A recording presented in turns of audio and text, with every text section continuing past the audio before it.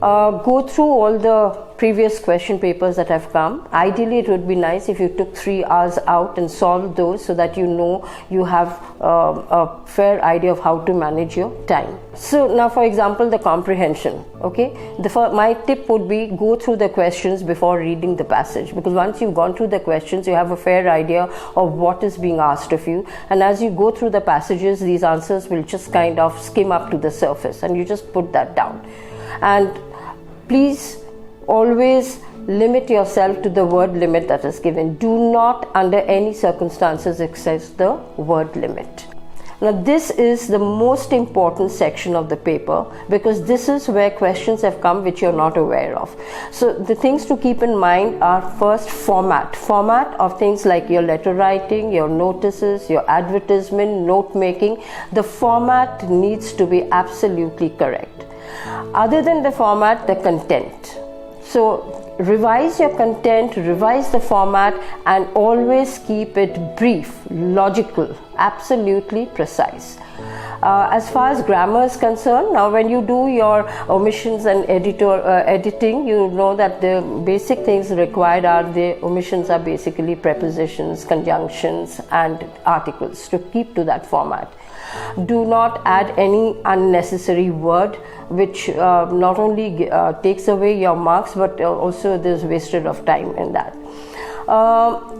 The rest of it, the format of debates, you know, again how you have to do it. There is a title, there is a problem, then there is a solution, then there is a conclusion. So please go through all the formats very correctly. So when you come to your literature section, this is very simple, because you're already aware, you've read all the stories. However, to keep in mind is, for each of the stories, the prose section, the theme, the character sketch, and the plot is very important. As far as the poetry section goes, please focus on the important quotes. Remember the name of the poet who has penned down the poem, and use them. When it comes to your textual questions, where it is value based, the emphasis should always be on theme with absolutely minimalistic reference to the text. However, the long questions, they need reference to context. So revise these, keep these points in mind, and focus on these particular aspects when you're answering the literature section. Well, first thing to begin with is read the paper properly, and you know what answers to give. After each answer, please leave 2 lines so that the paper looks very neat as the examiner goes through it. Underline all the important points. As far as your grammar is concerned, be very particular about the grammar, the sentence construction, vocabulary, and your spellings. Read the paper very carefully, underline all the important points. Very importantly, allocate time for each section of your paper. Attempt the questions.